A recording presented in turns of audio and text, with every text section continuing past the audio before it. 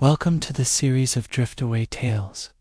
This is your time to rest, to breathe deeply, and to drift gently into peaceful sleep.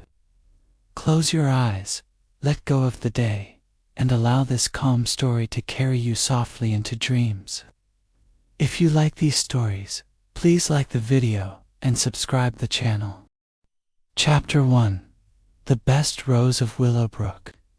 The last honeyed days of August clung beautifully to the small, self-satisfied village of Willowbrook.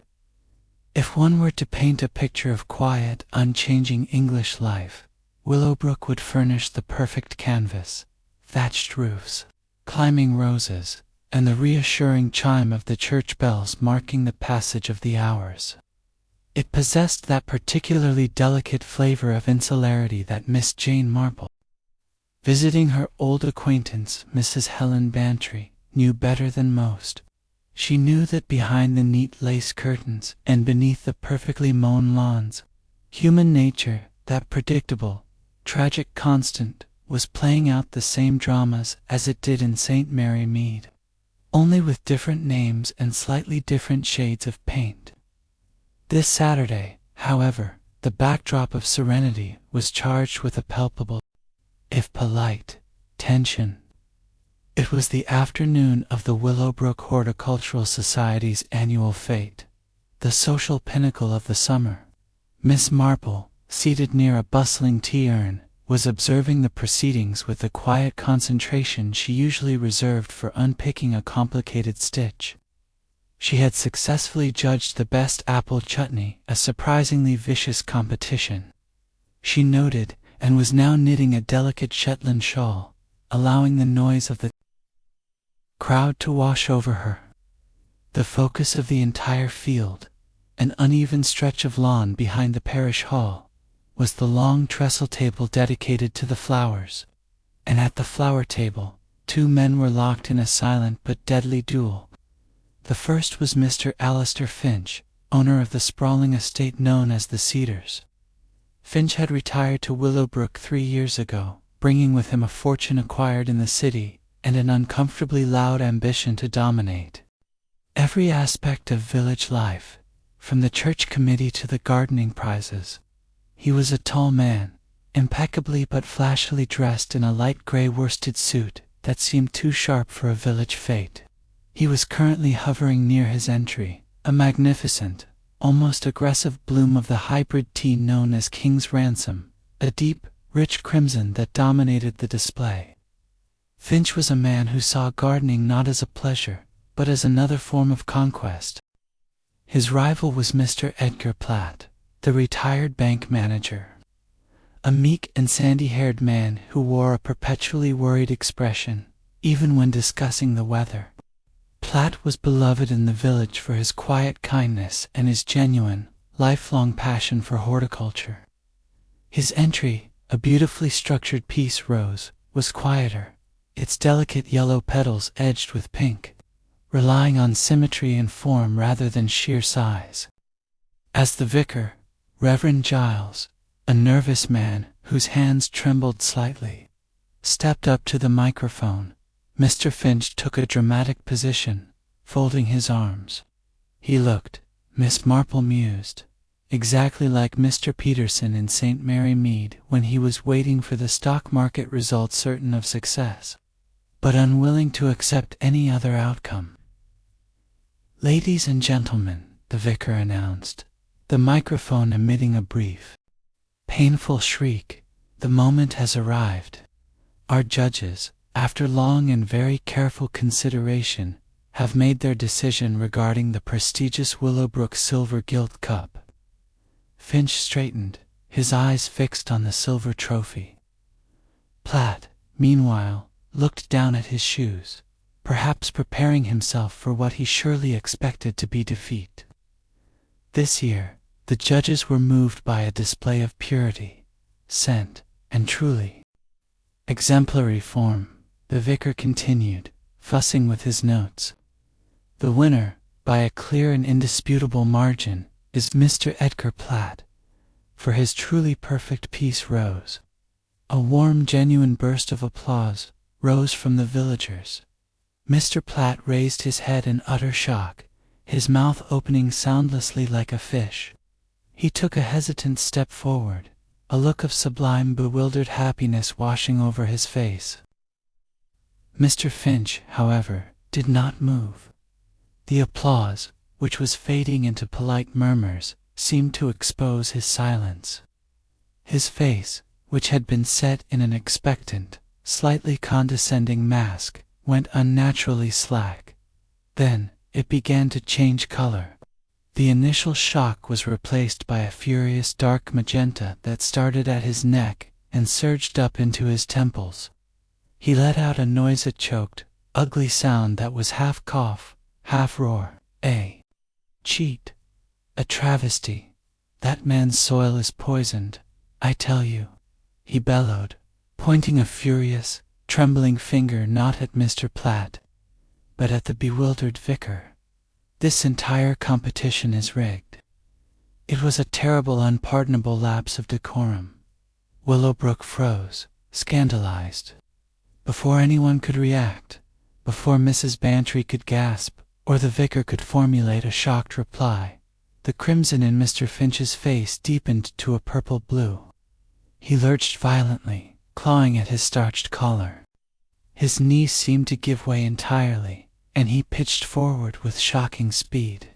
He didn't try to break his fall, nor did he make the typical stumbling movements of a heart attack victim. He simply dropped, heavily and swiftly, landing with a sickening thud beside the judge's table, his body disturbing the carefully arranged petals of the winning piece rose. Chaos erupted. People screamed. 2 young men rushed forward, one kneeling awkwardly beside the still, expensive suit. Miss Marple remained seated. Her needles were motionless now, resting on her lap. She was watching the scene with an expression of profound, detached interest. "Oh, the poor, poor man," cried Mrs. Bantry, half rising, tears welling up. "His temper, it has finally claimed him, Jane. Such a dreadful way to go." "Yes, my dear," Miss Marple murmured, her eyes focused. "A dreadful way. But I wonder, do men who die of a fit of temper so meticulously ensure their handkerchiefs are tucked neatly beneath their collar before they collapse?" No one had noticed it, but Miss Marple had. Mr. Finch's hand, when he clutched his throat, had released a folded, perfectly white handkerchief. When he dropped, his body twisted slightly, yet the handkerchief was not scattered on the ground. It was still visible, peeking out from the inside of his collar, exactly where one might expect to tuck it for neatness. The hand that had clutched his neck had made a quick, unnatural movement. A sturdy-looking man in a constable's uniform, Sergeant Miller, pushed through the crowd. He took one look at the contorted body and the purple face, listened to a quick, horrified account of the outburst, and made a swift, professional assessment. "Apoplexy, poor chap," he pronounced gravely, kneeling to make a quick check. "His heart must have gone. Shock of the loss, coupled with the heat. No doubt about it. Mrs. Davies, if you could fetch a blanket from the parish hall, please." Miss Marple observed the constable's certainty. It was quick, logical, and drew the most obvious conclusion from the visible facts. A temper tantrum, a physical collapse, a sudden death. It was the conclusion the village wanted to accept, for it restored order and blamed the victim's own bad character. But Miss Marple's mind was already turning, not on the event itself, but on the small, unsettling details, the peculiar quickness of the fall, the misplaced handkerchief, and the fact that Mr. Finch's body had seemed to drop from a height rather than crumple in on itself, like a puppet whose strings had been abruptly and cleanly cut. "No, Sergeant Miller," she thought privately, her blue eyes gleaming with an unexpected spark. "I don't believe it was the shock of the loss that killed Mr. Finch. I believe, my dear, that it was something quite different. She adjusted her shawl and picked up her knitting. She would listen to the gossip now. The investigation had begun. Chapter 2. The Silence and the Smell of Fear. Sunday morning in Willowbrook carried a silence heavier than any that had preceded it. It was the unnatural, strained quiet that follows a violent, unforgivable noise. The shock of Mr. Alistair Finch's death had not worn off. Rather, it had settled like a disagreeable frost over the otherwise perfect domesticity of the village. The church bells rang, but the congregation, gathered in small, nervous knots, was less concerned with salvation and more with the shocking intrusion of death into their perfectly ordered lives. Miss Marple was sitting with Mrs. Bantry in the sun-drenched drawing-room of the Vicarage Mandatory Social Call and found the atmosphere predictably ripe with suppressed hysteria. The local doctor, Dr. Harrison, a kind but overworked man who preferred diagnosing bronchitis to foul play, had made a hasty initial assessment. It was the heart, pure and simple, he was saying, accepting a second cup of tea. A man of his aggressive temperament, that sudden surge of adrenaline upon losing the cup, an absolute textbook case of apoplexy. We'll have the official findings tomorrow, of course, but I've already spoken with Chief Inspector Craggs in Melchester, and he agrees. No need for alarm, Vicar. The vicar, Reverend Davies, rubbed his hands together nervously. Thank goodness, Doctor, thank goodness. For a moment, when he shouted so terribly, I confess I feared. He did not finish the thought, but the word murder hung in the air like an unwelcome scent. Miss Marple listened, her eyes steady. The official theory, the one that restored comfort to the village and saved the police a great deal of tiresome paperwork, was already established. Heart failure induced by rage. It was logical, clean, and perfectly explained the spectacle witnessed by dozens. But Miss Marple did not deal in clean, logical explanations drawn from spectacles. She dealt in exceptions. Poor Mr. Finch, she finally said, her voice soft as the whisper of tissue paper. He was always such a precise man, wasn't he, Doctor? Even his garden was laid out with a ruler, one felt. Dr. Harrison nodded vaguely. Overly fussy, perhaps. But a businessman's habit, I suppose. Quite, Miss Marple agreed, then added, with an innocent smile, it reminds me so much of that terrible affair with Mr. Smithers in St. Mary Mead. The one who was so very careful about his invoices. Died suddenly, you know, just after he lost the bid for the new library contract. The police said it was the shock, too, until they found the small vial tucked into his shoe. Such silly little things can be so telling, can't they?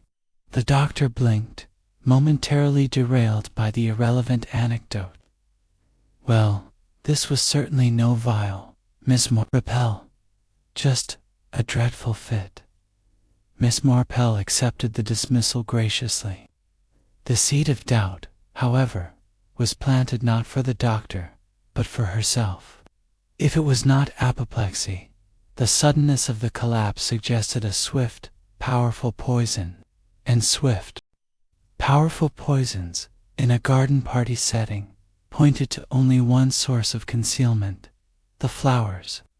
Later that afternoon, under the guise of collecting her abandoned knitting bag, Miss Marple returned alone to the parish hall field. The area was cordoned off with a single, symbolic piece of twine that the wind whipped gently against the trestle table. Chief Inspector Craggs had arrived from the county force. A tall, brisk man whose manner suggested that rural stupidity was the chief obstacle to swift justice. Craggs had taken one look at the distraught witnesses, confirmed the doctor's findings, and was already planning his departure, leaving only Sergeant Miller to tidy up. Miss Marple, her light tweed coat buttoned against the faint chill of late afternoon, knelt near the area where Finch had fallen. The grass was slightly flattened, but otherwise there was nothing. She was looking, however, not for blood or footprints, but for disruption.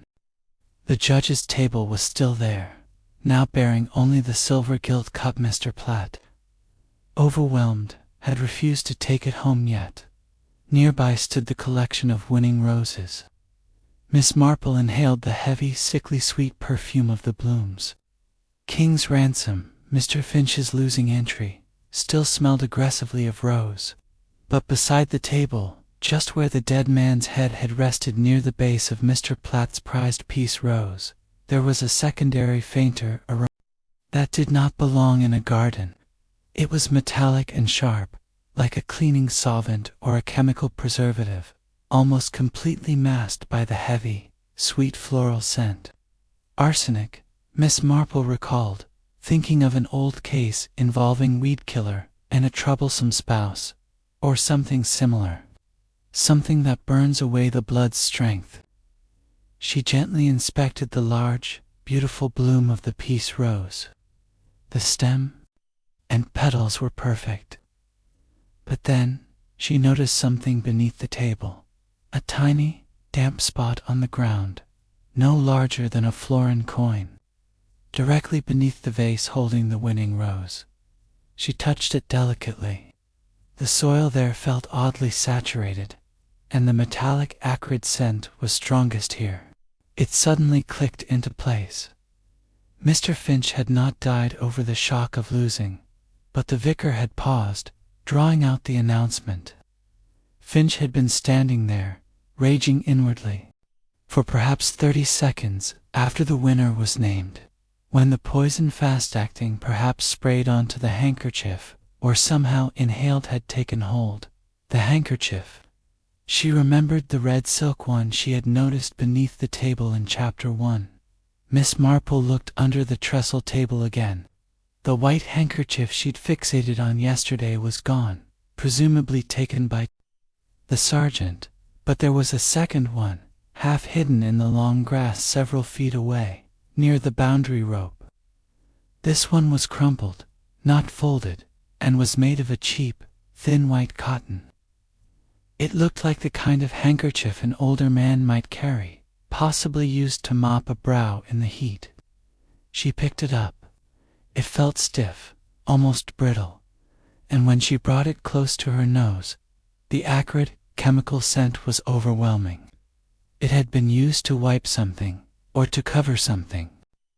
Miss Marple straightened up, her expression placid. The heart attack theory was now firmly entrenched in her mind as a mistake. The motive, the means, and the method were still obscured, but the fact of the murder was not. The handkerchief told her two things. The killer had used a highly volatile, scented poison, and they had disposed of the evidence hastily. Her investigation, conducted with the quiet subtlety of a cat watching a mouse, was no longer merely about observing gossip. It was about finding the person who had stood just here, at the periphery of the crowd, with access to a deadly substance and a perfectly timed motive.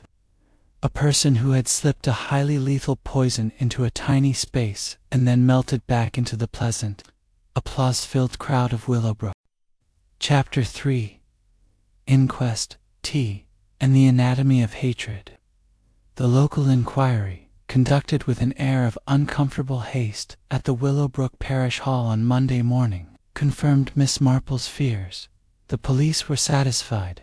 Chief Inspector Craggs, a man who clearly viewed his journey to the countryside as a tiresome detour from serious metropolitan crime, accepted Dr. Harrison's findings with visible relief. The verdict was returned: death by natural causes, accelerated by excessive excitement and rage. The suddenness of the end was attributed to a severe, long-standing heart ailment that had chosen the moment of public humiliation to claim its victim. The fact that Alistair Finch had shouted such terrible things was proof enough of the extreme emotional state that sealed his fate. The jury, comprised of local tradesmen eager to be done with the unpleasant business, concurred easily. Mr. Finch's reputation for having a poor temper provided the perfect, convenient explanation. With the official pronouncement, the atmosphere in Willowbrook shifted from one of paralyzed shock to one of vigorous, slightly fearful gossip. The murder for Miss Marple was now quite certain. Murder was neatly buried under a medical certificate. "It's simply awful, Jane," Mrs. Bantry declared over afternoon tea, pouring from a floral bone china pot. "I swear, half the village is convinced the winning rose was somehow fatal to him, purely out of spite. They're all saying Mr. Platt, poor soul, will never dare enter another competition. That is the way of things, isn't it?" Miss Marple replied, carefully stirring her tea. "People find comfort in assigning motive and cause to a person's known character. It makes life predictable.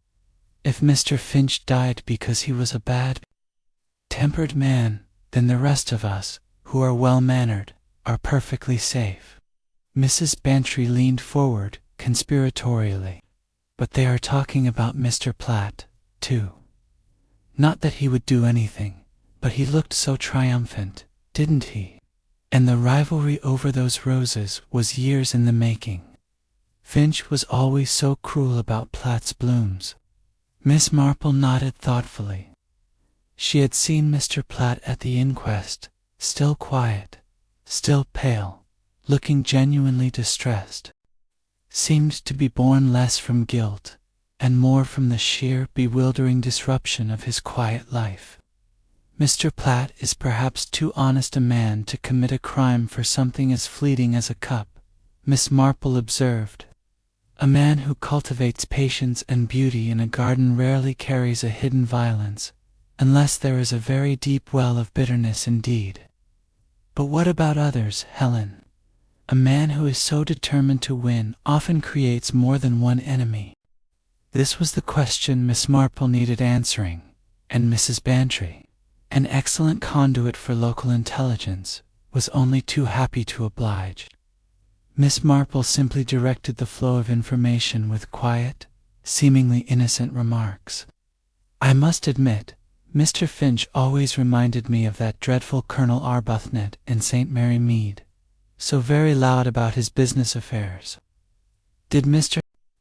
Finch have many connections in the village?" Mrs. Bantry lowered her voice, though they were alone. "Connections? He had reverberations, dear Jane. He wasn't merely loud. He was ruthless. You know, he bought up most of the land bordering the old railway cutting, and he used that wealth to bully. He loaned money to poor Mr. Harvey, the solicitor's clerk, who gambled away his inheritance. When Harvey couldn't repay, Finch forced him to sell his family cottage at half its value. The solicitor's clerk, a young man, newly married, desperately poor, and publicly humiliated, a classic motive of revenge. And then there's poor Mrs. Dorothy Finch," Mrs. Bantry whispered, her eyes wide with false sympathy. "I went to sit with her yesterday. She is devastated, of course, but it struck me. She looked terribly rested, Jane. Not the gaunt, tear-stained look of true grief. She looked almost smoothed out, if you know what I mean. She was a beautiful woman, always exquisitely dressed, but Finch was very hard on her." Miss Marple had noticed Mrs. Finch at the Fête, an attractive woman, perhaps 20 years Finch's junior, whose elegance seemed always slightly strained.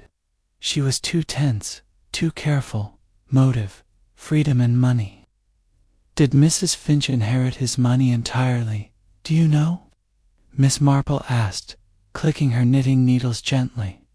"Oh, entirely, I assume. Finch loved his money too much to let it leave the family, such as it is. They had no children. He was an only child, apparently. He treated her like a prized possession, not a wife. She never went anywhere without his permission. Now she is free, and very, very wealthy. Miss Marple made a mental connection. Mrs. Finch had the strongest financial motive, and now the greatest freedom.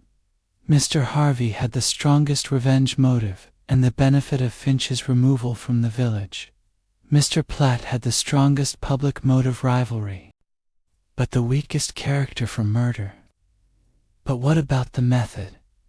The swift, hidden poisoning at the judge's table. Miss Marple recalled the acrid scent she had found near the base of the winning rose vase. The poison had been volatile, quick-acting, and had dissipated rapidly, allowing Dr. Harrison to miss it entirely. She realized the killer had not intended to use the rose as the weapon, but the rose's vase as a momentary distraction. Whoever was near the table had an opportunity in the brief, chaotic moment before the winner was announced. When all eyes were on the vicar and Finch's dramatic tension, the killer must have been able to slip the substance, perhaps a volatile liquid or a crushed, highly scented crystal, onto the table or into Finch's immediate space just before the climax. This required proximity and timing. Suddenly, a seemingly random comment from the vicar at the fete returned to her. Reverend Davies, a man prone to minor errors, had misplaced his spectacles just before the announcement, causing a small flurry of activity near the table. A momentary, polite chaos. Miss Marple's eyes widened slightly. She put down her knitting, the yarn unwinding slowly onto the carpet. A small distraction, a moment of confusion that no one would register, created by the vicar's clumsiness. It provided the perfect window for a calculated action. The killer had relied on the village's preoccupation with polite ceremony and the victim's own spectacular, distracting collapse. It was human nature, not the heart, that was the key. Chapter 4. The vicar's spectacles and the small window of opportunity. The inquest's convenient finding had the immediate effect of making everyone in Willowbrook feel much safer, but simultaneously much more willing to talk. The death was no longer a dangerous anomaly. It was a juicy piece of local history, framed perfectly by Mr. Finch's own arrogance. The village could now analyze his death without the fear of a lurking murderer in their midst, thus restoring their comfort, a comfort Miss Marple knew was entirely misplaced. The morning after the inquest, Miss Marple paid a necessary call to the vicarage. She often found the most fertile ground for truth lay beneath the gentle anxieties of clergymen and their wives.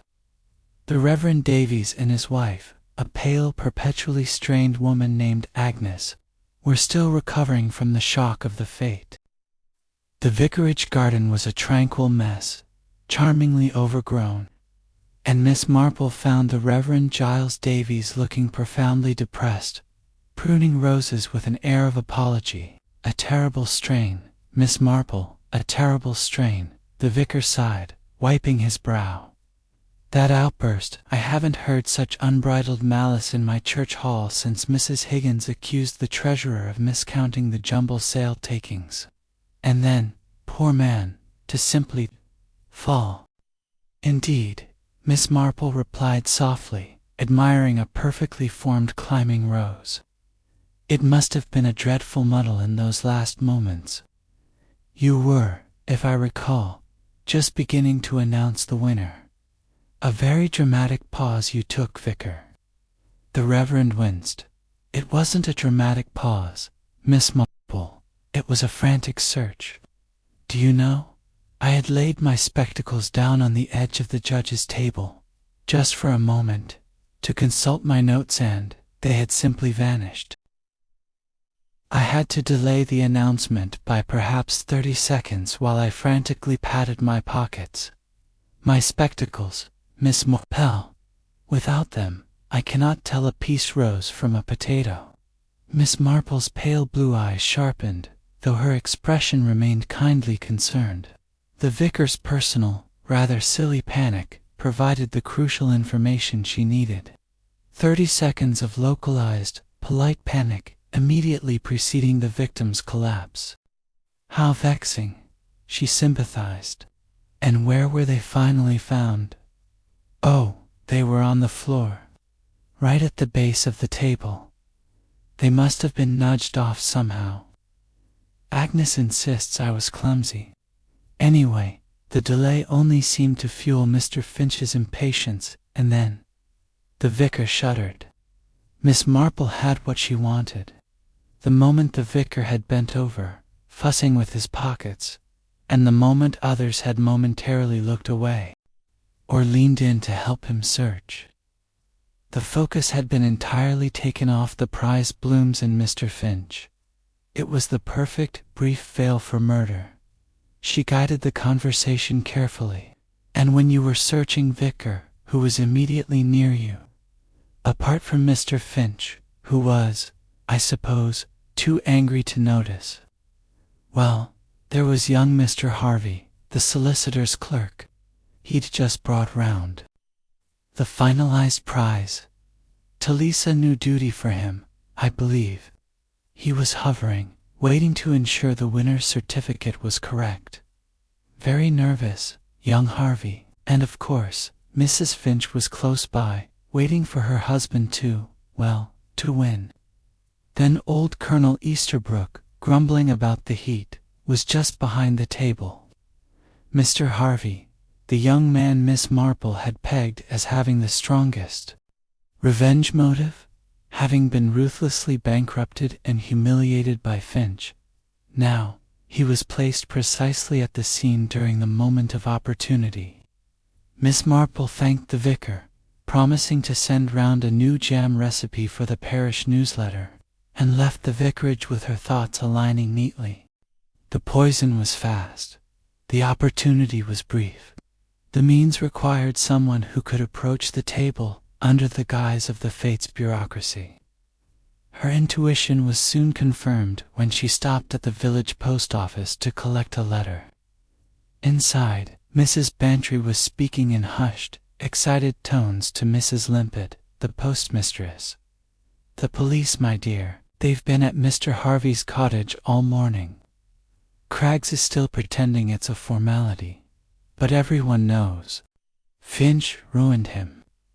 Harvey has been seen drinking terribly at the Goat and Whistle all week, saying terrible things about Finch to anyone who would listen, and young Mr. Harvey had access to the final tallies at the table," Mrs. Limpet added, nodding significantly. "Right there, he could have done anything." Miss Marple listened, her face impassive. The police had found their man. The motive revenge was public, and the opportunity access to the table was plausible. Mr. Harvey was the angry, cornered rat, the obvious suspect. Miss Marple, however, thought of the acrid smell she'd detected, the chemical scent near the winning rose. Mr. Harvey was a clerk. He dealt in papers and frustration, not specialized chemical poisons that could kill in seconds. For all his rage, was he capable of such cold, precise action? His revenge was open, not subtle. A murderer who uses such a specific, volatile method requires knowledge, coolness, and above all, meticulous planning. That evening, as she sat by the fire, Miss Marple pulled out a list she had made. Victim: Alistair Finch, wealthy, aggressive, ruined lives.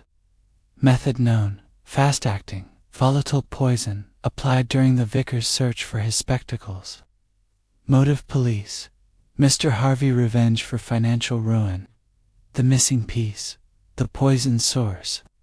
Someone with access to specialized chemicals, or perhaps someone with a deep, private hatred disguised by public respectability. She looked at the names again: Mrs. Finch, Mr. Platt, Colonel Easterbrook, Mr. Harvey. Then she thought of the vicar's glasses, the sheer accidental nature of their fall. The killer hadn't planned the 30-second delay. They had simply seized it. That quick, adaptive thinking suggested a person under enormous pressure, but one with the presence of mind and the necessary weapon already in hand. Miss Marple decided her next step must be to examine the life of Mrs. Finch and the quiet obsession of Mr. Platt. The obvious suspect, Mr. Harvey, was simply too loud, too convenient, and too distracted by his own misery. The real truth, she suspected, was hiding behind a facade of perfection, much like a poisonous slug hiding beneath a prize-winning cabbage. Chapter 5. The Convenient Scapegoat and the Perfect Widow. The village had found its preferred conclusion, and with the official questioning of Mr. Jeremy Harvey, the nervous solicitor's clerk, the police seemed inclined to agree. The narrative was irresistibly neat. A proud young man ruined by the victim, driven to drink and public threats, finally snapping under the pressure and seizing a moment of chaos to commit his desperate revenge. Inspector Craggs, visibly pleased to have a clear-cut motive and a distressed, rather shifty-looking young man to question, dedicated the next 24 hours to establishing Mr. Harvey's movements and, more importantly, his access to a suitable weapon. Miss Marple listened to the news of the unofficial arrest over her morning coffee. Mrs. Bantry, who had driven past Mr. Harvey's modest cottage and seen the official car parked outside, was alight with the drama. It simply had to be him, Jane. The sheer bitterness. He made such terrible remarks at the Goat and Whistle, saying he hoped Finch would be struck down by the wrath of God. Well, it seems his wish was granted, only perhaps he used his own hand to deliver the wrath. Miss Marple carefully buttered a piece of toast. Public declarations of wishing someone dead rarely lead to murder, my dear. That is a crime of passion. The true criminal, Helen, is always the one who remains silent and unseen, the one who has meticulously plotted and waited. Mr. Harvey's rage is too loud, too obvious. It draws attention. A murderer is often someone who seeks to divert it. Miss Marple could not ignore the fact that Harvey had been positioned precisely by the judge's table when the vicar was searching for his glasses.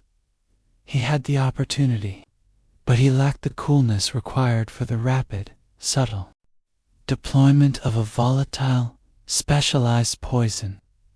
A man desperate for money usually resorts to robbery or a clumsy attack. This murder was far too elegant, too exact, for a debtor. Her focus remained fixed on the two other primary suspects, Mrs. Dorothy Finch and Mr. Edgar Platt. That afternoon, armed with a tin of homemade lavender biscuits, Miss Marple paid a formal condolence call to the widow at the Cedars. The house was magnificent, an opulent monument to Alistair Finch's aggressive taste, filled with heavy velvet draperies and gilt-framed mirrors. Dorothy Finch received her in a drawing room that smelled faintly of expensive lilies and disuse. The widow was striking a woman in her late 30s with glossy dark hair and eyes that were beautiful but strangely empty.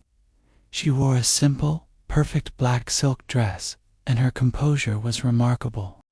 "It is kind of you to call, Miss Marple," she said, her voice smooth and modulated, entirely lacking the tremor one expects from shock.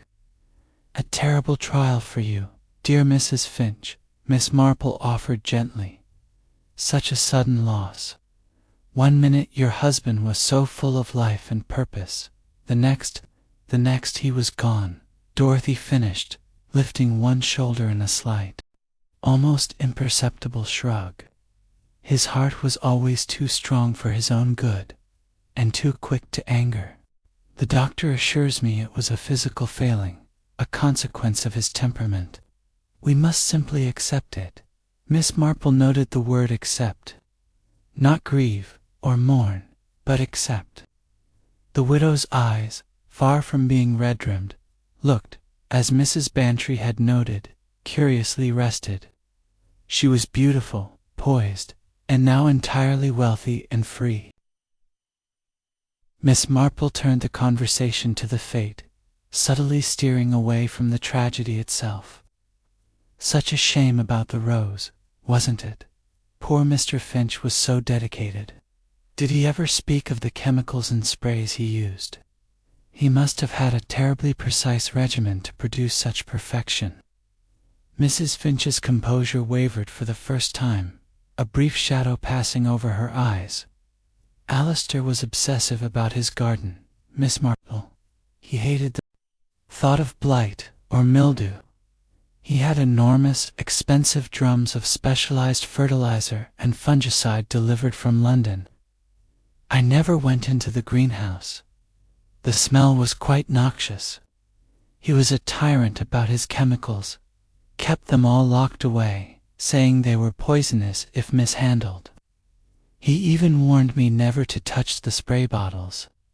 A tyrant about his chemicals, poisonous if mishandled. The pieces clicked into place. The killer did not need to buy arsenic on the black market. They simply needed to access Finch's own high-grade, fast-acting garden compounds. The acrid metallic scent Miss Marple had detected was almost certainly one of Finch's own volatile fungicides. The irony was acute. Alistair Finch, the man who demanded perfection and control, had unknowingly harbored the means of his own destruction within his passion. Miss Marple then asked a question that seemed utterly innocent. "And dear Mrs. Finch, who handles the keys to the greenhouse?" Dorothy looked surprised at the domestic inquiry. "The main key is on Alistair's personal keyring, always. But the gardener, Higgins, has a spare for the shed door. Alistair would never trust anyone but himself with the greenhouse. He was paranoid about people touching his special sprays. He even carried a small, clean chamois cloth in his pocket sometimes, to wipe down the handles of the spray guns after he used them. A chamois cloth. A clean, absorbent cloth used to wipe down the handles of apparatus that contained highly volatile, lethal chemicals. A cloth that could be folded, concealed, and quickly used to deliver the poison. Miss Marple was almost certain of the means now. The poison was Finch's own. The method was quick absorption or inhalation via a contaminated cloth, possibly deployed to the victim's face or near his mouth during the brief confusion of the vicar's panic. The police were wasting time chasing an angry clerk. The killer was either someone with intimate knowledge of Finch's paranoia and routine Mrs. Finch, or someone with access to his garden supplies, Higgins the gardener, or even Mr. Platt, the horticultural rival. Miss Marple took her leave, politely refusing more tea, as she walked down the long, immaculate drive of the Cedars. She looked back at Dorothy Finch, standing framed in the enormous doorway, a picture of perfect, unassailable widowhood. A person who looks this relieved at her husband's death rarely lacks a motive. And now, Miss Marple had traced the means directly to the house. Chapter 6. The quiet obsession of Mr. Platt. With the means of murder almost certainly traced back to Alistair Finch's highly toxic horticultural supplies, Miss Marple knew she needed to move her attention from the desperate scapegoat, Mr. Harvey, to those with both access and the necessary cool-headed precision to deploy the volatile poison. The logical person to possess both traits was Mr. Edgar Platt, a man who spent decades painstakingly cultivating perfection in his garden, possessed the patience required for meticulous planning.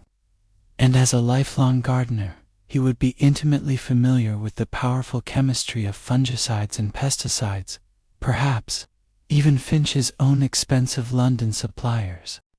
Miss Marple found Mr. Platt in his greenhouse, a modest but immaculately kept structure tucked behind his small, charming cottage. He was methodically misting a row of young seedlings, his movements slow and careful.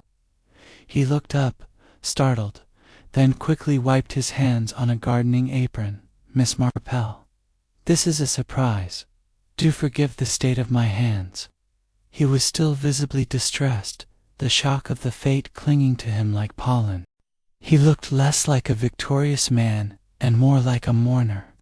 Not at all, Mr. Platt, Miss Marple said gently, admiring the clean, damp air of the greenhouse. I merely wanted to congratulate you again on your magnificent piece, Rose. It was truly a triumph of form, and I confess, I was hoping to learn a little of your secret. The village is still quite unnerved by what happened, and I thought a simple conversation about gardening might be a better tonic than listening to all the speculation. Mr. Platt managed a weak smile. The speculation is dreadful, isn't it? The police are making heavy weather of poor Mr. Harvey. It seems so tragic, Miss Marple, all that bitterness and tragedy over a flower, the flower, or the need to win. Miss Marple countered, allowing a brief, thoughtful pause. Mr. Finch seemed so very agitated by the prospect of losing. He treated it all as a matter of personal honor. I suppose rivalry can run very deep, even over something as ephemeral as a bloom. Platt led her back to his small drawing room, which was filled with gardening books and the scent of dried potpourri. He was hesitant, struggling to articulate his feelings about Finch. It wasn't just the winning, Miss Marple. It was the principle of the thing. Finch. He used his money to buy the best, the grandest, the largest. He thought he could purchase perfection. He was always boasting about his exclusive London supplies and ridiculing my methods as being quaint and obsolete. It was humiliating, year after year. He tried to crush everyone else's pleasure in the hobby. Miss Marple seized on this. Did he share any of his methods with you? Perhaps his specialized chemicals? Platt laughed, a short, dry sound devoid of humor. Share? Finch wouldn't. Share the time of day if he thought it would give you an edge. He was pathologically possessive of his supplies.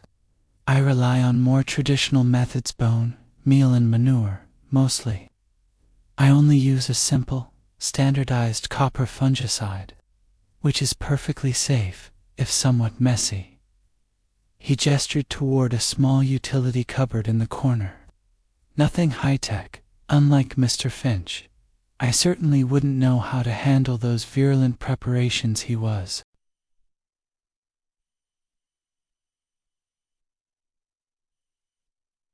Always ordering. This was interesting. Mr. Platt, the primary rival, was not the source of the specialized chemical knowledge. This shifted the focus back to someone who either knew Finch's regime intimately or had regular authorized access to the Cedars. However, Miss Marple had one more string to pull. Speaking of mess, she said, looking down at her apron. You were wiping your hands a moment ago, Mr. Platt. It reminded me my nephew Raymond insists on carrying a small cloth for wiping his tools. Do you use such a thing in your greenhouse? Mr. Platt patted his apron. Oh, just my apron, Miss Marple. One can't be too tidy in a garden. I don't use those silly little chamois cloths like Finch. He carried one, I hear, absurdly vain about keeping his hands spotless, even when spraying poisons. But I don't bother with the chemicals he used, so I have no need for such fastidious care. This was a profound, quiet confirmation. Both Mrs. Finch and Mr. Platt confirmed Finch carried a small chamois cloth for wiping chemical residue. The method was almost certainly the poisoning of that cloth. But if Platt didn't have the chemical knowledge or access to Finch's specific supplies, who did?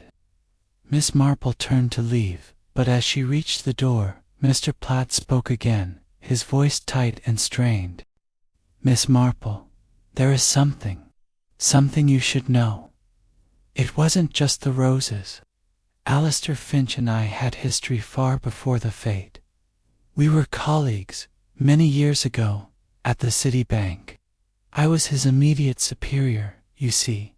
I trained him. But when the opportunity for the branch manager position came up, Finch went to the directors behind my back. He distorted my professional reputation, suggested I was slow and overly cautious. My peace. Rose approach, I suppose. He stole the promotion. It ruined my trajectory, forced me to retire early. Mr. Platt's face crumpled slightly, revealing the deep, corrosive resentment beneath his mild exterior. He didn't just beat me at flowers. He ruined my career. The cup on Saturday, it wasn't just a win.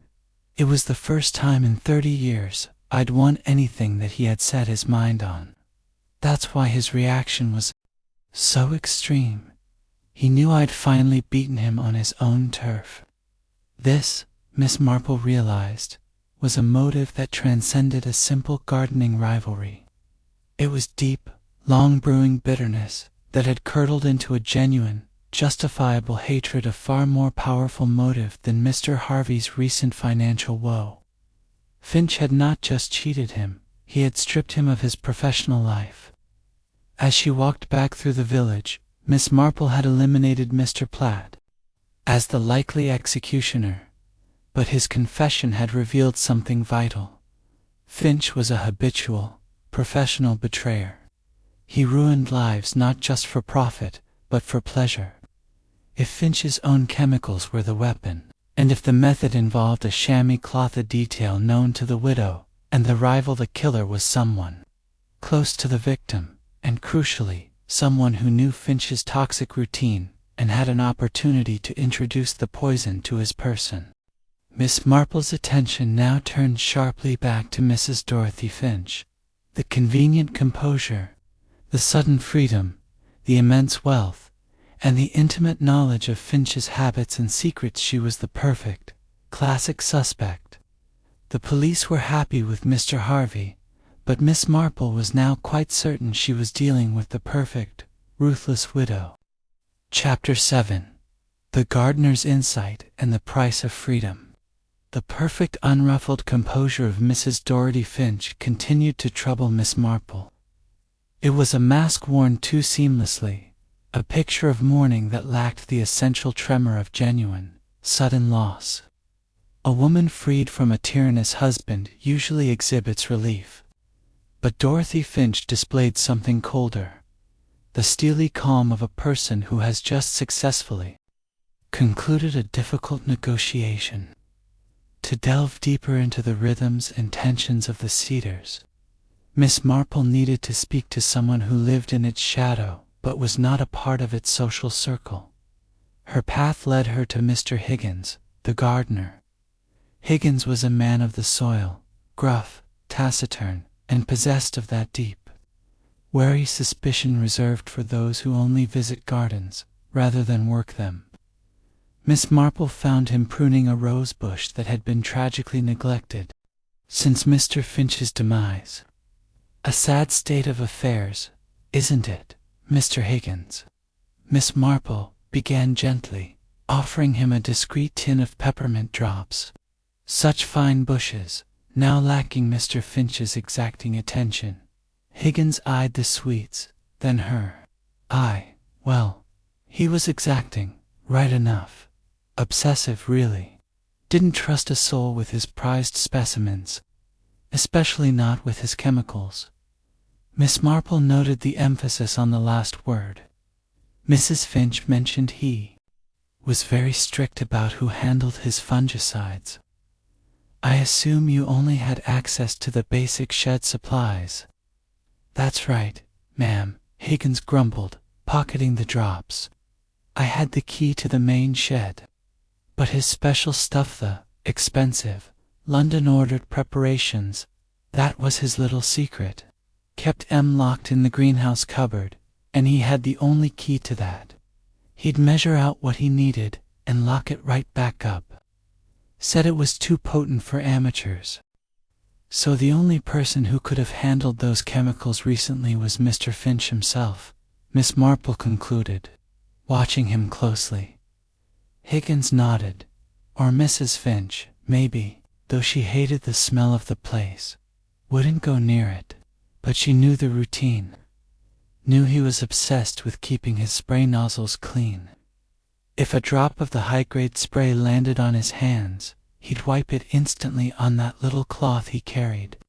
It wasn't just about neatness, it was about control. Control, the very heart of Alistair Finch's personality.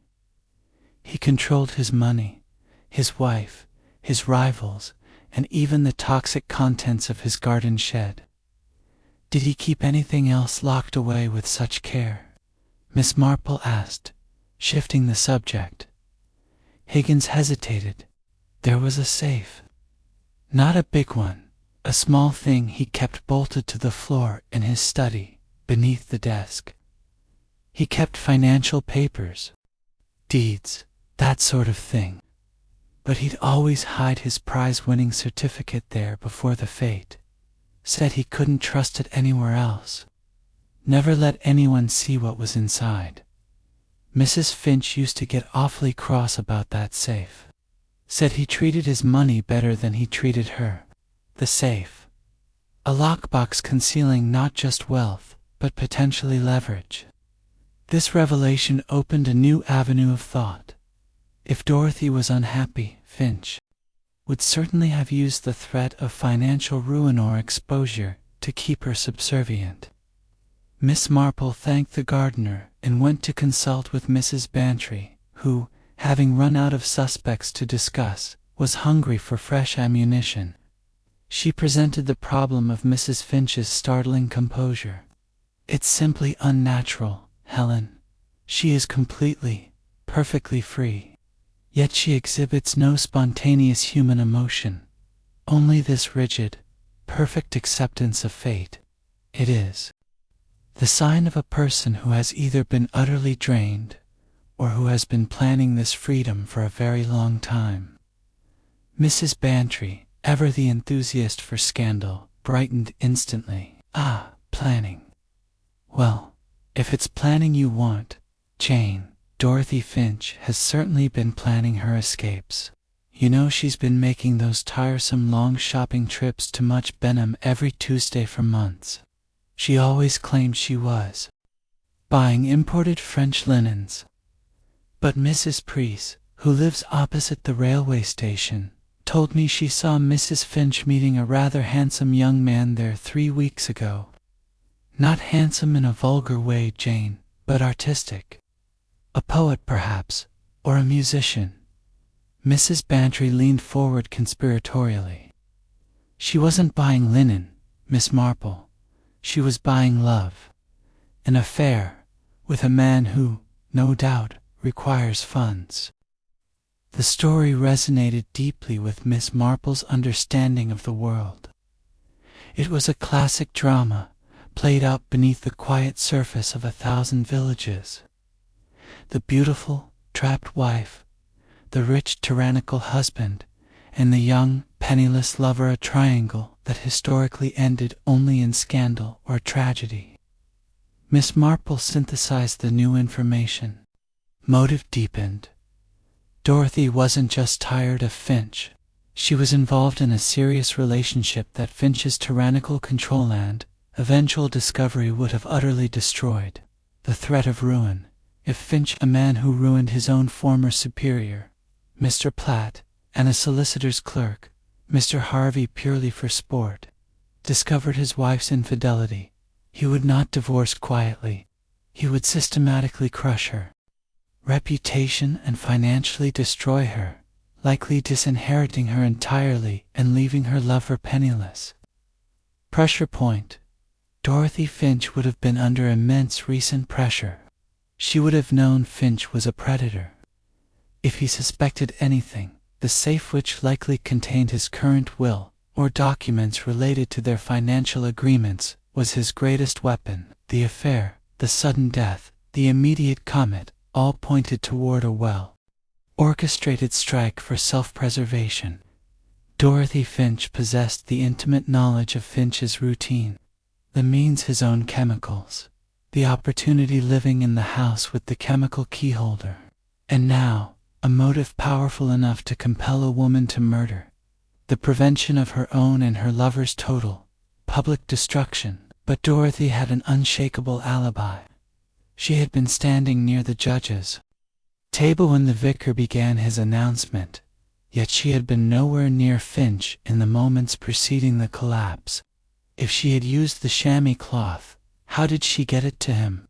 And how did she manage to contaminate it and have it deployed without touching him?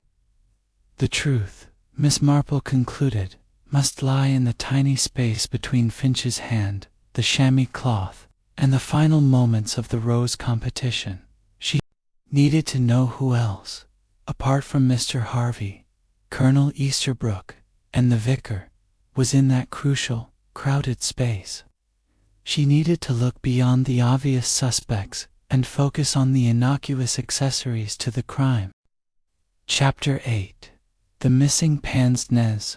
The prevailing theory of the police, that Mr. Jeremy Harvey committed murder in a drunken fit of financial rage, provided Willowbrook with a pleasing, simple narrative that allowed the village to neatly tuck the unpleasantness away. But Miss Marple knew that the true criminal was never the one who provided the neatest solution. They were the one who worked around the edges, anticipating the logical shortcomings of the police. Miss Marple was almost certain that Dorothy Finch had a motive strong enough for murder, the prevention of public and financial ruin at the hands of her tyrannical husband. She also possessed the intimate knowledge of his habits, particularly his fastidious use of the chamois cloth to wipe down toxic residue. Yet the physical difficulty of the crime remained a profound problem. How could Mrs. Finch, standing on the other side of the crowd near Mrs. Bantry, have poisoned the chamois cloth in Finch's pocket, or deployed the poison in the brief window between the prize announcement and his collapse? She couldn't have. It was a physical impossibility. The killer must have either contaminated the cloth beforehand and waited for Finch to use it, or they must have contaminated an external object that they knew Finch would reflexively clean with that very cloth. Miss Marple decided to revisit the scene, not as a crime scene, but as the chaotic village event it truly was. She found Mrs. Gaskell, the vicar's wife and the organizing secretary of the fete, in the parish hall, looking weary and attempting to tally the takings from the cake stall. "My dear Mrs. Gaskell," Miss Marple said, sitting down with a comforting click of her knitting needles, "what an awful commotion it must have been for you, right by the judging table. Such a fuss over the rose." Mrs. Gaskell sighed, rubbing her temples. "Fuss is an understatement, Miss Marple. Mr. Finch was simply furious.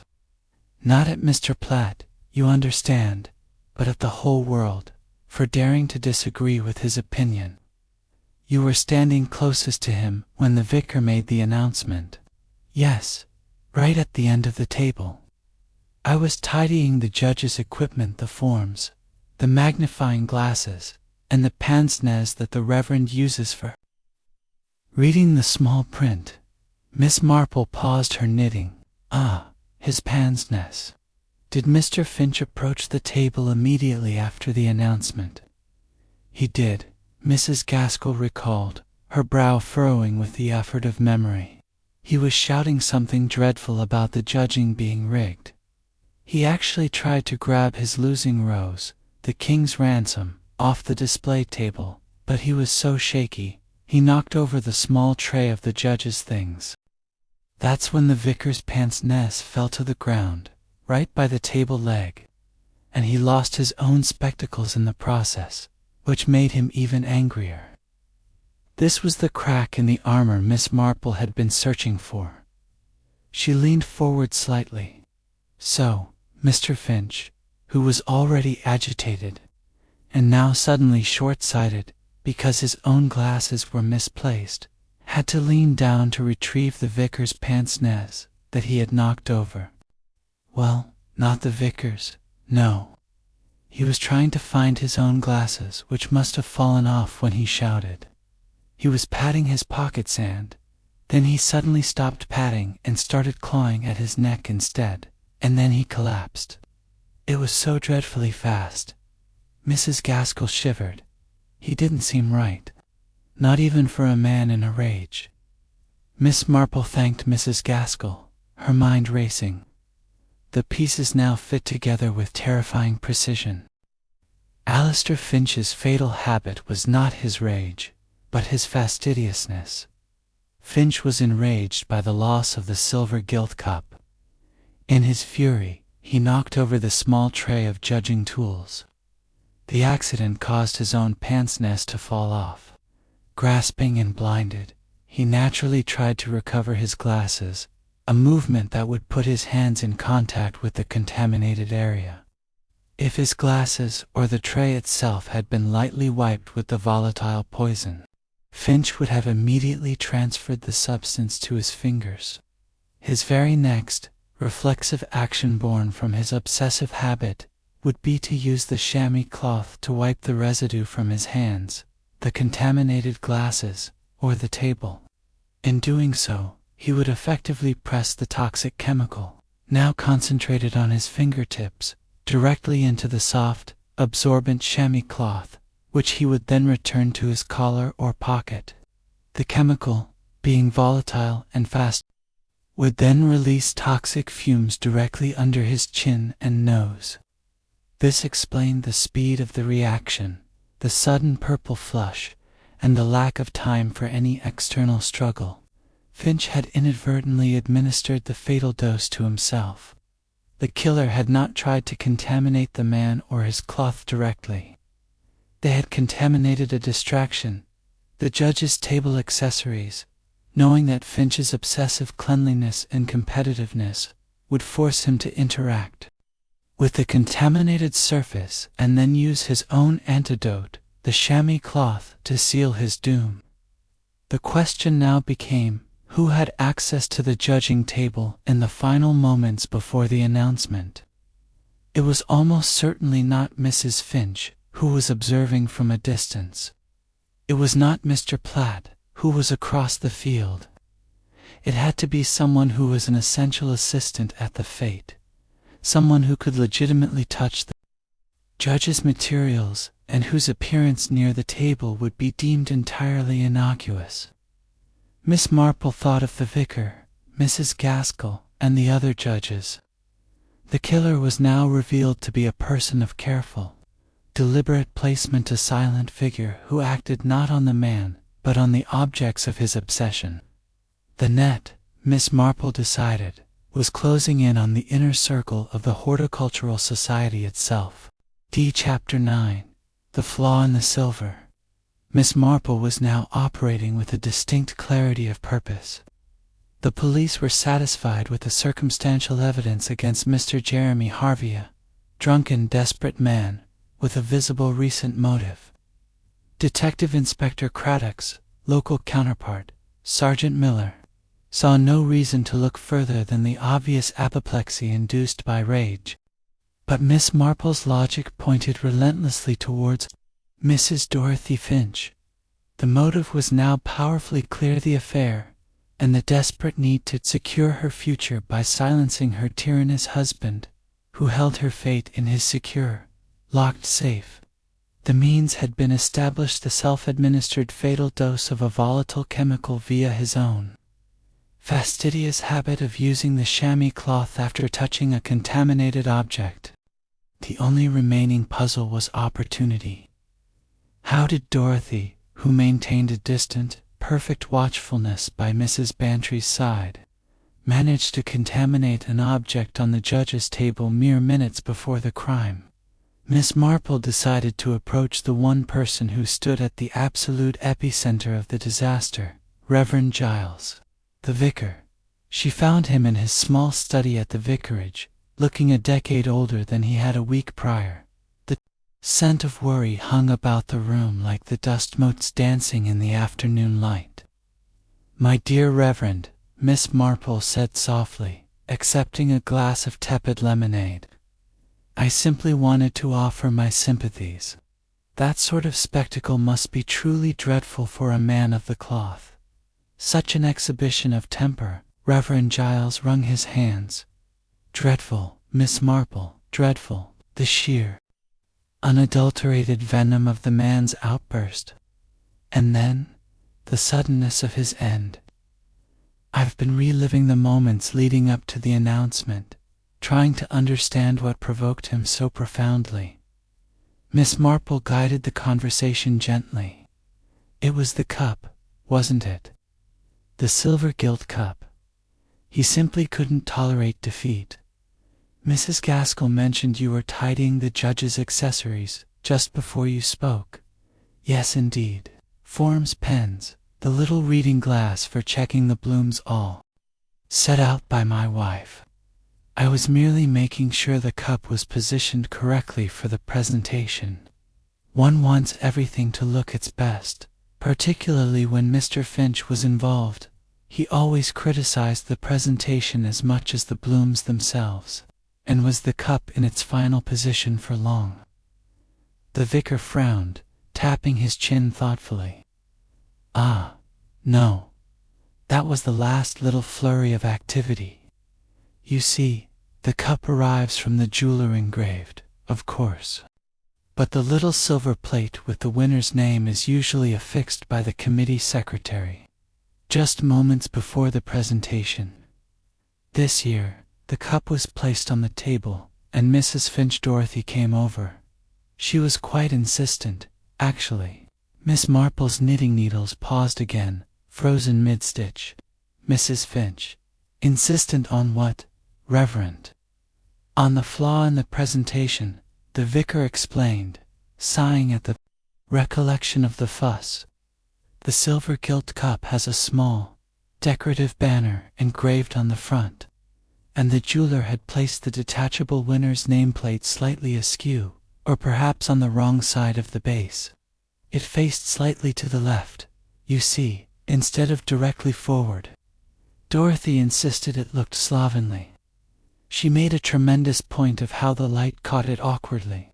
She said, and I remember this distinctly, Alistair will simply explode. If this isn't perfect, Vicar. You know how he is about details. And what did she do? Miss Marple asked, her voice calm despite the acceleration of her thoughts. She insisted on adjusting it herself. She has very nimble fingers, you see. She asked my wife for a clean, dry cloth, said she didn't want to get fingerprints on the silver before the award was given. She spent a good minute or so right by the table, right where all the little judge's instruments were placed. She was adjusting the nameplate, then just giving the front of the cup a quick, final polish. My wife and I were distracted by a small problem with the raffle tickets at that exact moment. Miss Marple had her opportunity. Dorothy Finch had used her husband's well-known obsession with perfection and details to gain unquestioned access to the target area. She arrived not as a murderous wife, but as the dutiful, worried wife, trying to preemptively smooth her husband's volatile temper, under the guise of polishing the Silver Gilt Cup, an act that necessitated the use of a clean cloth and close contact with the base of the trophy. Dorothy had the perfect window to carry out her plan.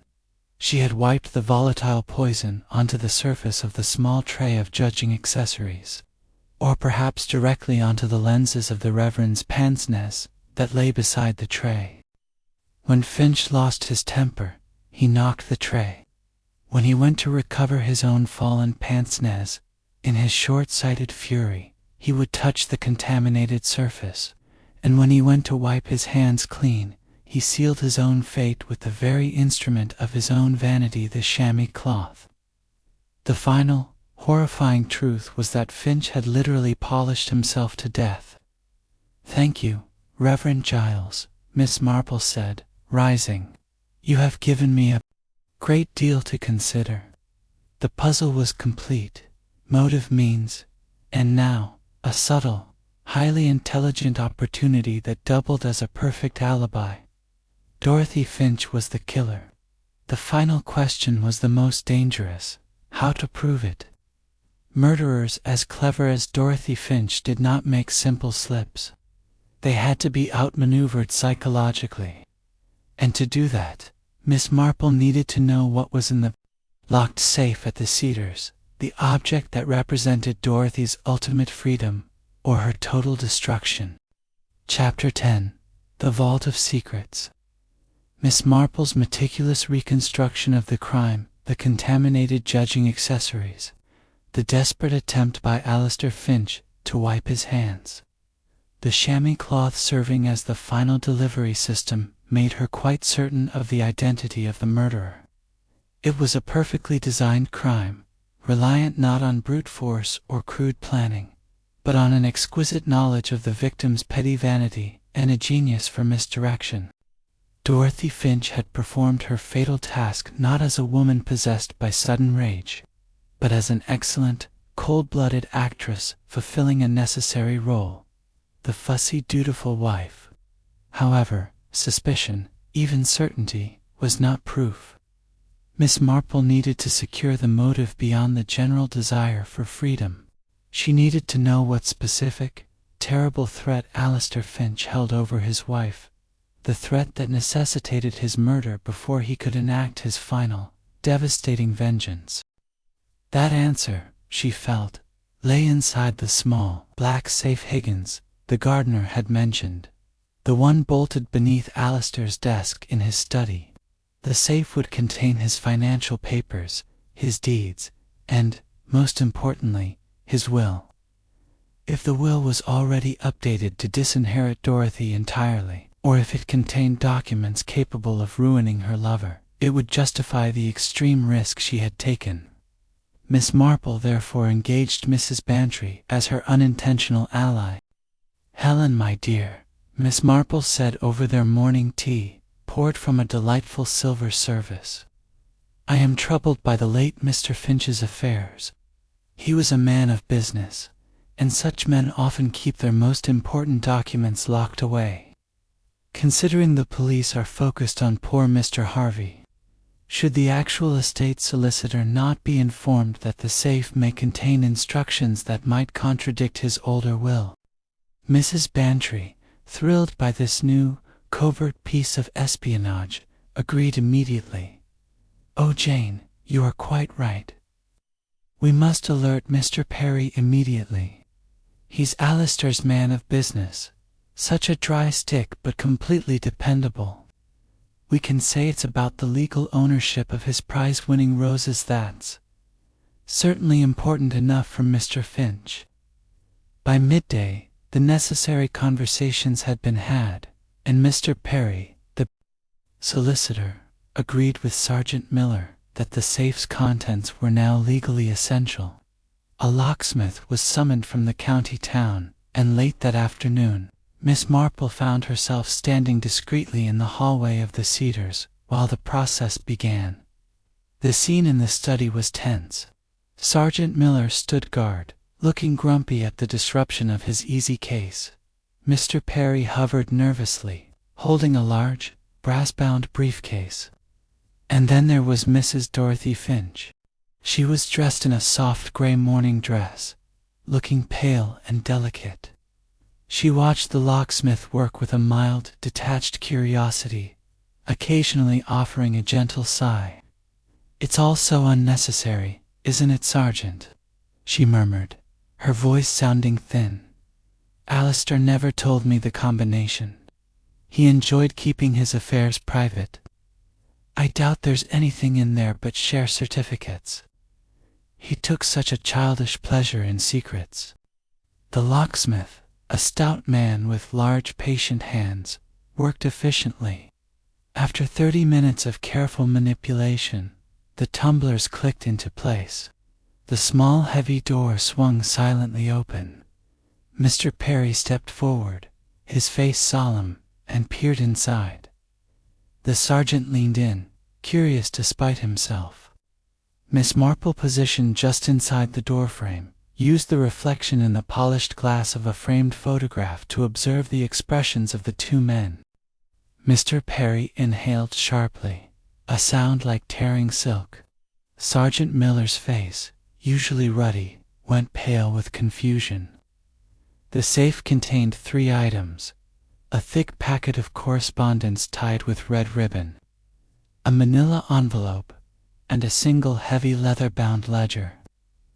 Mr. Perry first pulled out the manila envelope and opened it.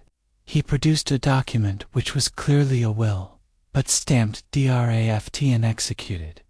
He scanned it quickly, his eyes widening. "Good heavens," Mr. Perry muttered, his voice shaking slightly. "This draft, dated only 2 days before the fete, leaves Mrs. Finch a mere annuity of £200 a year, to be revoked should she remarry or enter a cohabiting relationship. The entirety of the estate, the house, the investments, everything is left to the Willowbrook home for unwanted cats." Dorothy Finch gasped, a perfect sound of shock, and pressed a hand to her chest. "The cats! But we didn't even own a cat." Miss Marple noted the performance. The shock was aimed at the humiliation of the cats, not the loss of millions. It confirmed the malice Finch held and the desperation Dorothy faced. Mr. Perry then picked up the packet of red-ribboned correspondence. This contained documented proof, written in Finch's own hand, of his comprehensive investigation into Dorothy's affair, including transcripts of telephone calls and copies of letters between her and her young, penniless lover. Finch had clearly intended not just to ruin her financially, but to destroy her utterly in the eyes of the community. The murder, Miss Marple realized, was not about gaining wealth. It was about preventing total, absolute devastation. Dorothy had killed to save her future and the man she loved. Sergeant Miller, reading over Perry's shoulder, finally looked at Dorothy with genuine, official suspicion. "This confirms motive, Mrs. Finch. He was about to ruin you." Dorothy simply wept, quietly and beautifully. "I had no idea he was so cruel, so vindictive." Miss Marple's attention, however, was focused on the ledger, which Mr. Perry was now opening. It was not a general account book, but a small, neat diary of names, dates, and amounts. Alistair Finch's blackmail ledger. It contained a list of every minor indiscretion or financial slip-up he had observed or engineered in Willowbrook, including the details of Mr. Platt's financial troubles years ago. He was not merely a cruel man, he was a silent predator. But Miss Marple's eyes were drawn back to the empty safe interior. She recalled Higgins's statement from Chapter 7. Finch always hid his prize-winning certificate for the Rose Fête inside the safe for safekeeping before the event. "Mr. Perry," Miss Marple inquired gently, stepping forward, "forgive me, but I recall Mr. Finch was very protective of his horticultural awards. Did he not store his prize certificate for the King's Ransom Rose in here?" Mr. Perry scanned the safe's contents again. "No, madam, nothing of the sort. Just the ledger, the draft will, and the correspondence. The certificate was missing. The object Finch valued more than his wife, more than his integrity, was gone. And only the killer, the person who had orchestrated the final, fatal encounter at the judge's table, would have any reason to have entered the safe before the authorities arrived and removed that small, paper trophy. Dorothy Finch had claimed she did not know the combination. Yet the safe was unlocked by a locksmith and contained an elaborate paper trail of her destruction, but was missing the one object Finch was obsessively proud of. This meant Dorothy had accessed the safe after the murder, removing the certificate. But why? Miss Marple realized with a shiver that the missing certificate was the twist. It meant that Dorothy Finch had not only killed her husband, but she had done so to protect not just her lover, but perhaps the integrity of the murder plot itself. And if she had gone back into the safe, she could have planted the damaging correspondence to strengthen her story of being the unsuspecting victim of a blackmailer, victim whose reaction was understandable. It was a clever, chilling maneuver. Chapter 11. The Final Trap.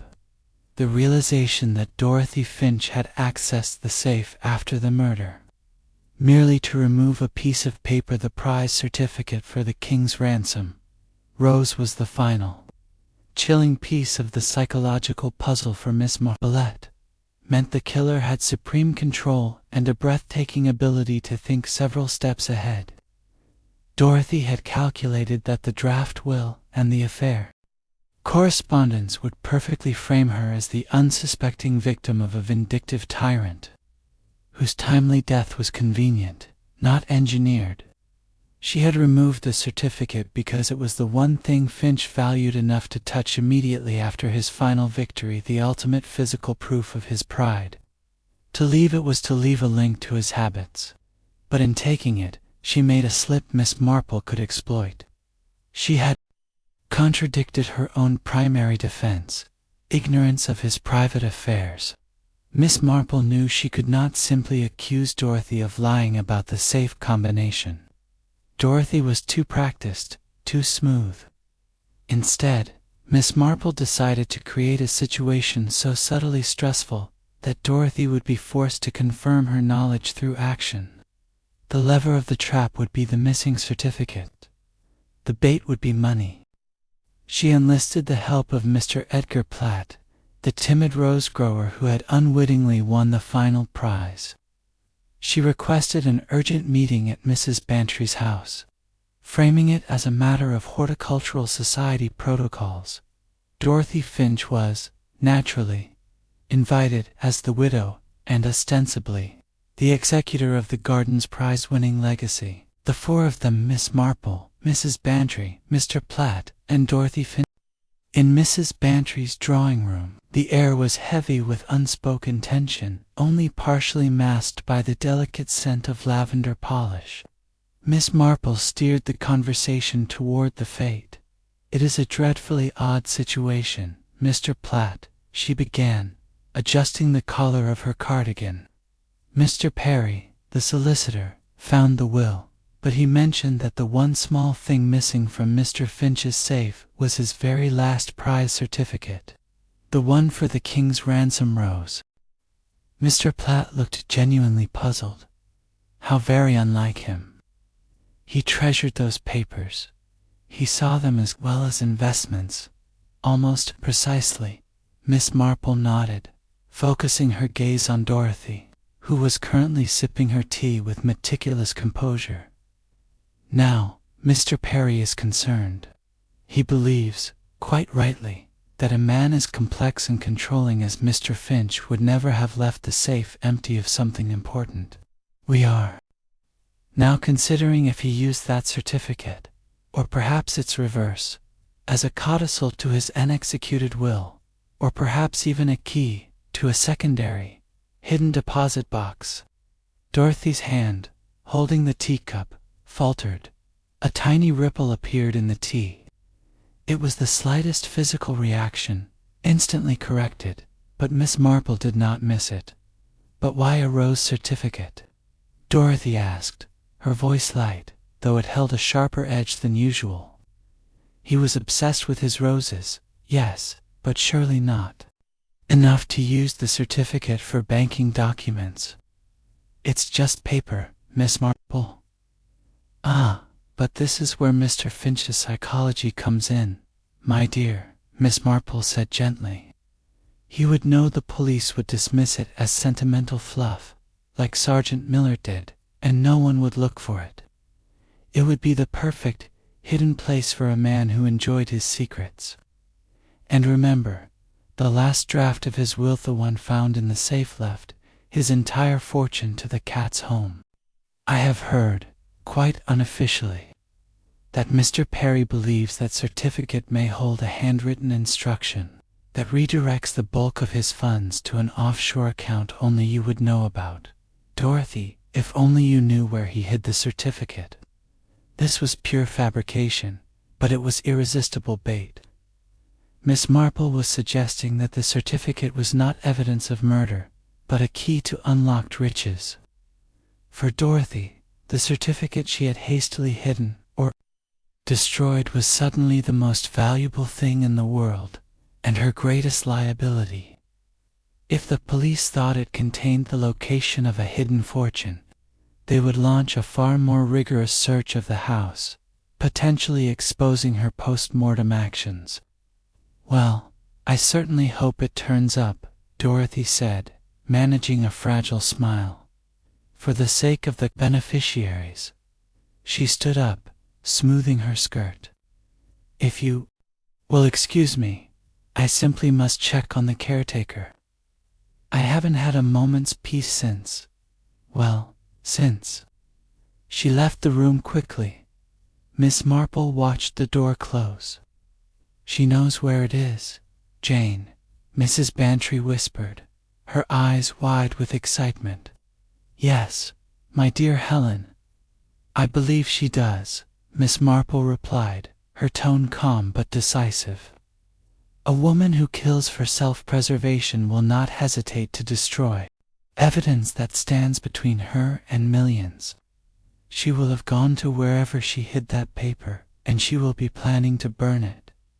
The trap was sprung. Miss Marple only had to follow the natural, fearful trajectory of a desperate killer. She quietly rose, placing her finished knitting carefully into her bag. The time for passive observation was over. Chapter 12. The Scent of Acetone. Dorothy Finch's departure from Mrs. Bantry's drawing room was so swift and poorly veiled that even Mrs. Bantry, usually too polite to notice anything amiss, looked concerned. "My dear, she has quite bolted," she observed. "Poor soul. It must be the strain." "It is the strain, Helen, certainly," Miss Marple agreed, rising with a surprising lack of effort for her age. "But it is the strain of a secret, not grief. When a woman who has planned a future around a fortune suddenly finds that fortune is about to be gifted to a cat's home, she becomes entirely motivated. She is going to burn that piece of paper, Helen, and I must not be far behind her." Miss Marple explained quickly that she needed to take a walk. Citing the oppressive heat of the room and the need to retrieve a forgotten gardening glove from the cedars, Mrs. Bantry, accepting this with a frown, rang for a taxi to take Miss Marple to the estate gates. Within 15 minutes, Miss Marple was moving with surprising stealth through the manicured borders of the cedars. She ignored the main house, where the local constable stood guard over the sealed study. She knew Dorothy's destination would be a place of privacy, a location where a desperate practical woman would hide a small piece of compromising paper, a place related to her husband's pride, but where she, the wife, could access it without attracting suspicion. She followed a faint path toward the garden workshop, a slate-roofed outbuilding that housed tools, pots, and Alistair Finch's intimidating collection of chemical fertilizers and pest controls. The building was quiet, but a thin plume of smoke was just beginning to rise from the chimney, an unusual sign in this summer heat. Peering through the dusty, diamond-paned window, Miss Marple saw Dorothy Finch. The elegant morning dress looked incongruous in the rough, earthy setting. Dorothy was kneeling beside a heavy, brass-bound cabinet, the type Alistair used for his most expensive, highly specific chemicals. She was not burning anything yet. She was frantically searching. Miss Marple then saw the source of the smoke, a small, dark volume, a large, leather-bound book, resting on the top of the furnace. Alistair's master gardening ledger. The detailed record of every hybrid, every success, and every failure in his obsessive life. Dorothy located a deep interior pocket inside the back cover of the ledger, a feature perhaps only known to her or discovered during the early stages of her planning. From this hiding place, she retrieved the thin, crisp paper. It was the certificate for the king's ransom rose. Relief washed over Dorothy's face, a profound, almost orgasmic expression of triumph. She held the certificate between her thumb and forefinger and reached for a box of large, wax-tipped matches. At that moment, Miss Marple entered the workshop. She did not open the door with a crash or a flourish, but pushed it slowly, allowing the slight creak to precede her. She stood framed in the sunlight, a frail figure in dove-gray tweed, her eyes startlingly clear. "Oh, Dorothy, my dear," Miss Marple said, her voice sounding a little breathless, as if she had indeed walked too quickly. "I fear I've misplaced my spectacles, and I wondered if you might have seen them. I did hope they hadn't been accidentally swept up with Mr. Finch's things." Dorothy Finch froze, the matchbox resting inches from the certificate.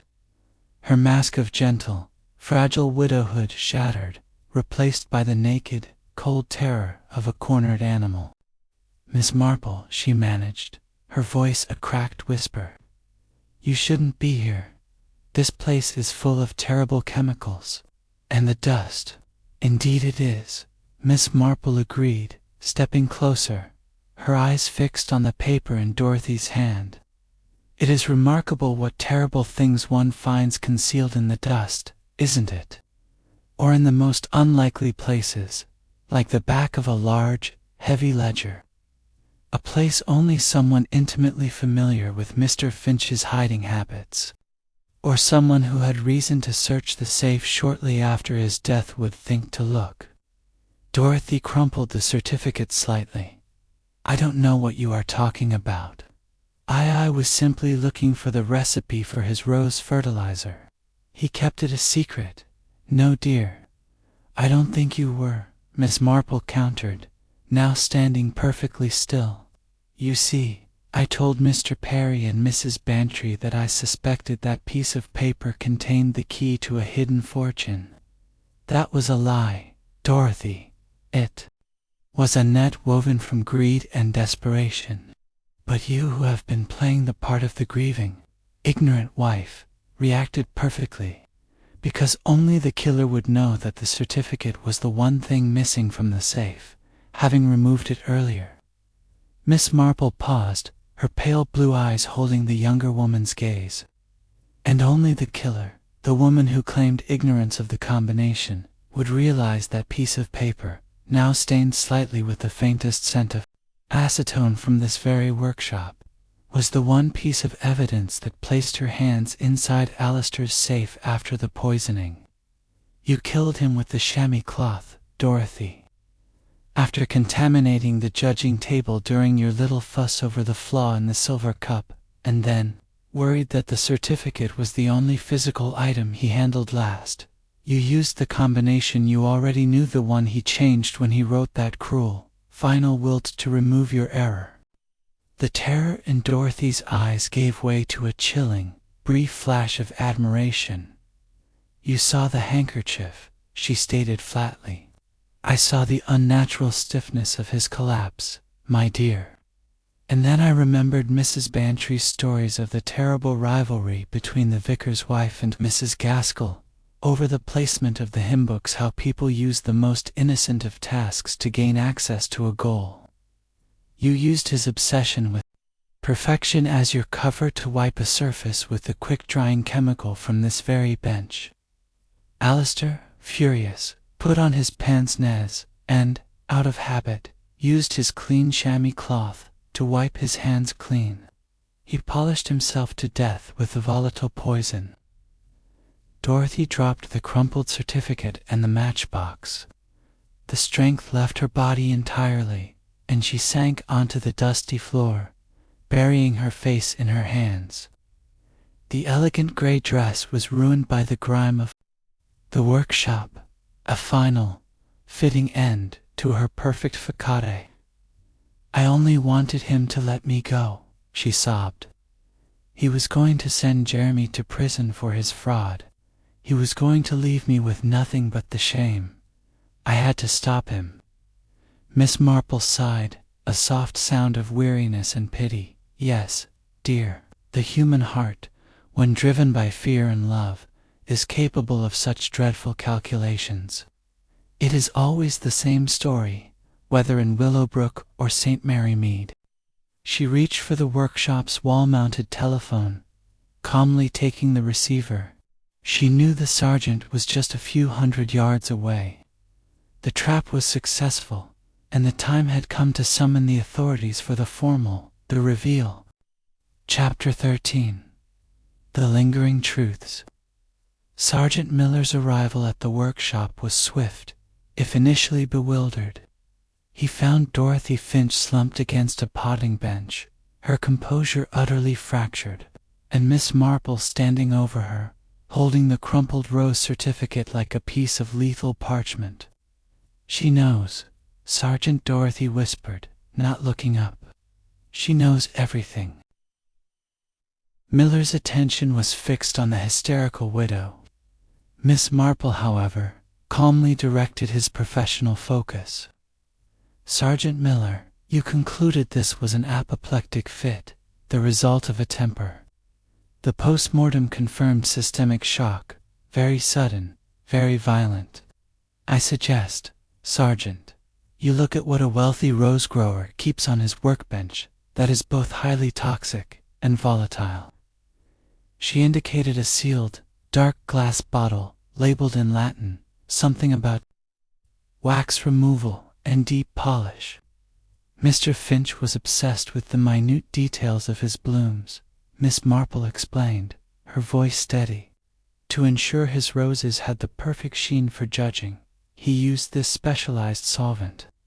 It is highly concentrated and volatile enough to dissolve wax and, incidentally, to cause rapid absorption through the skin. Mrs. Finch, during the chaos surrounding the judging, had a moment of intense access to the Silver Gilt Cup, the trophy Mr. Finch coveted, and which he had to present a flawless bloom for. She pretended to fuss with the angle of the cup, but she was, in fact, dabbing a tiny lethal smear of this chemical on its rim. Miller frowned, but the cup was handled by the vicar and the judges, not Finch. "Ah, but the transfer, Sergeant." "The human need for neatness," Miss Marple sighed, pointing to a chamois cloth hanging from a hook. After Finch's furious outburst, which was genuine, mind you, but only exacerbated his rapidly increasing distress, he went to grab his pince-nez. But first, he instinctively used his cleaning chamois cloth, which he kept on his person, to wipe his hands clean of whatever invisible contaminant his rival, Mr. Platt, might have left on the cup or the table. He polished himself with the lethal solvent, and the speed with which it entered his system was terrifying. Miller looked from the cloth to the woman on the floor, his face grim. The logic was appalling in its simplicity and coldness. The killer hadn't used a mysterious foreign poison. She had used the tools of her husband's own vanity. Miss Marple then detailed the second part of the crime, the safe. She explained how her deliberate deception, the story of the hidden fortune, had caused Dorothy to rush to the only place where she could have hidden the prize certificate, the one item Finch would have handled and immediately stored, thus confirming she knew the safe combination and had accessed it post-mortem to tidy up her tracks. The planting of the draft will and the affair correspondence was a brilliant piece of misdirection, turning her motive from murder to prevent ruin into justifiable emotional revenge. Sergeant Miller, defeated but impressed, acknowledged the truth. She was too clever by half, Miss Marple, and I was too eager to call it natural causes. You saw what the evidence presented, Sergeant, and she presented it very neatly. Human nature is so rarely neat, Miss Marple observed quietly. 3 days later, the air in Willowbrook had settled, heavy and subdued, like dust after a high wind. The police had concluded their official inquiries, Dorothy Finch having confessed to the murder in chilling detail. Mr. Harvey, the young lover, had been released, and having received a small but crucial sum from a terrified relative of Alistair Finch, whose secret appeared in the Black Book, had left Willowbrook for good. The whole affair had been compressed and discreetly sealed. Miss Marple was sitting with Mrs. Bantry in the garden, a place that now seemed unnaturally bright and silent. "I simply cannot credit it, Jane," Mrs. Bantry said, pouring more tea. "Dorothy was always so calm, so refined. She was always the one to offer the most charming sympathy at the whist drives." "Indeed, Helen. But remember Mrs. Periwinkle's little dog in St. Mary Mead?" Miss Marple asked, her knitting needles clicking gently. "A tiny, fluffy thing, completely charming. But when it was cornered by the butcher's terrier, it bit harder and faster than any dog in the village. Dorothy Finch was cornered. Her whole life, her reputation, her freedom, her lover was about to be savaged. That kind of fear breeds a terrifying kind of courage." Mrs. Bantry sighed, looking out at her own perfect rose bushes. "It makes one quite nervous of one's neighbors, Jane." "No, my dear, it makes one understand them," Miss Marple corrected gently. "Evil is rarely a grand, dramatic villain in a cloak. It is usually just a terrible, desperate mistake made by someone who looks exactly like the rest of us, sitting in a pleasant drawing room, or perhaps winning a prize at a flower show." She folded her knitting. The Silver Gilt Cup had been quietly returned to the Horticultural Society's safe, and the peace rose of Mr. Platt, though tarnished by the grim association, was still beautiful. Willowbrook looked outwardly the same. The hedges were trimmed, the tea was hot, and the gossip would soon turn to the new vicar's wife. But a truth had been uncovered, the darkness that lies behind the perfect facade. For those who knew, life would never look quite so simple again. Miss Marple, the unassuming shepherdess of human souls, prepared for her journey back to St. Mary Mead. Her work here was done.